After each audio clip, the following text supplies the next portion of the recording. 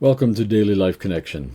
Thank you for joining me as we continue to talk about and share who God is and how that changes our lives. Today, I would like to share about the God who calms, the God who is a calmer. I'm not even sure if that's a word, but you know what I mean. I can remember when I was a young kid and we would visit Graminan Island where I was born and my mom's parents lived.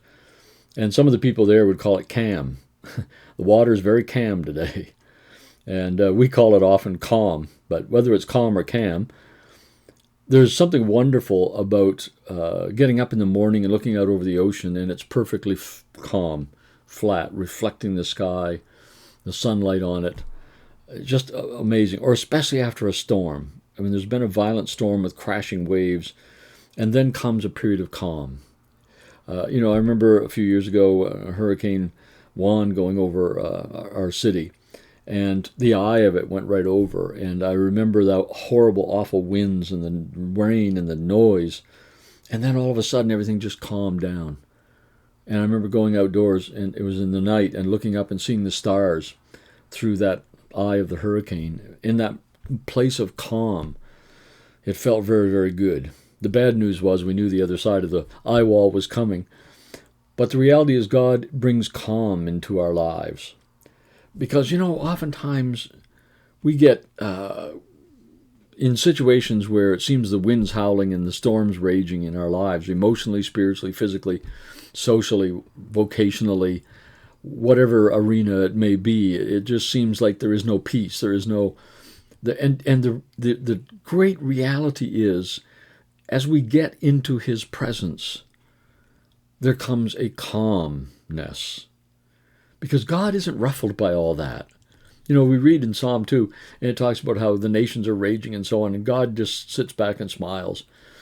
Not that he doesn't care, and not that it isn't important, but because he knows what the future holds. He knows who holds the power. There was an old song, I don't know about the future, but I know who holds my hand. And there was it expressed that calming nature of God. When we get in those situations where we feel no peace, where we're in agitation and turmoil and anxiety, run to God, run to Abba, get in his presence. And how you do that, I don't know. Some people it's worshiping and singing songs. Some people it's getting in scripture and just meditating on scripture.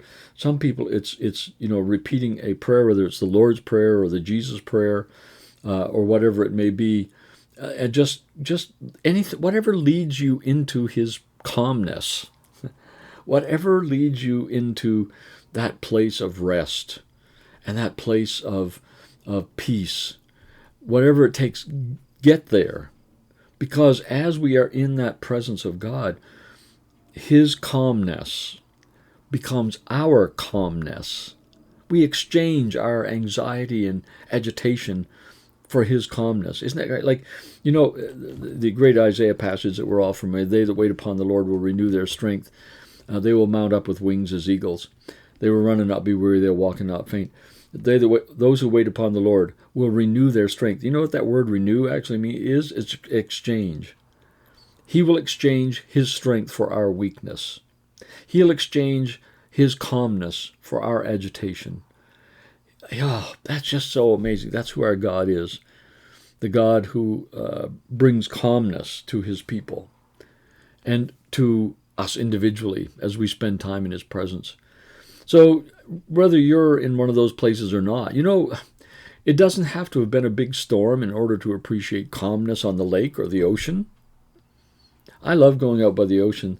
The other day I was out on a beach, and it was calm, just really, really calm, glassy calm.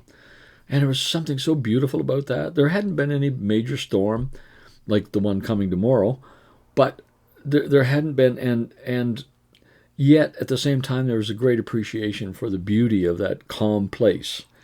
So I encourage you, even if you're not in a storm, get into God's presence today and just spend some time there enjoying his calmness that comes from a sense of strength and gentleness and power that is able to calm any storm. He is a God who calms. Let's think about that today. We'll talk again tomorrow.